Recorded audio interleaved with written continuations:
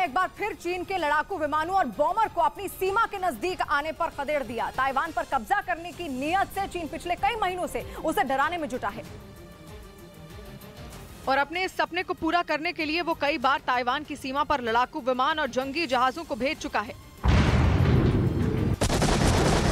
चीन की कोशिश है कि ताइवान उसके खतरनाक हथियारों के डर से पहले ही हार मान ले, जिससे वो बिना जंग लड़े ही उस पर कब्जा कर सके। लेकिन हर बार ताइवान ने चीन को करारा जवाब देने में देरी नहीं की, क्योंकि चीन जैसे ताकतवर देश से भिड़ने में वो अकेला नहीं है।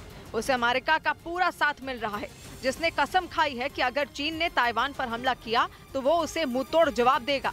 यानी चीन हमला तो ताइवान पर करेगा, लेकिन जंग उसे अमेरिका के साथ लड़नी होगी। वो अमेरिका जो मिसाइलों और हथियारों के मामले में चीन से कहीं आगे है। लेकिन इसके बावजूद चीन अपनी हरकतों से बाज नहीं आता। उसकी वजह से दोनों देशों के बीच मौजूद ताइवान स्ट्रेट में हमेशा तनाव का माहौल बना हुआ है। ये सिर्फ 1 एकड़ जमीन पर कृषि करके हर महीने 1 लाख तक कमाते हैं। इनसे सीखना है तो फ्रीडम ऐप को अभी डाउनलोड कीजिए। और इसी बीच चीन ने एक बार फिर इस इलाके में अपने घातक शेनयांग J-11 लड़ाकू विमान और दूसरे एयरक्राफ्ट भेज दिए। इनके अलावा कई लड़ाकू ड्रोन और जंगी जहाजों को भी ताइवान की सीमा के नजदीक भेजने की कोशिश की गई, जिन्हें देखकर ताइवान की सेना न केवल अलर्ट हो गई है, बल्कि चीन को उसी की भाषा में पलटकर जवाब भी दिया है।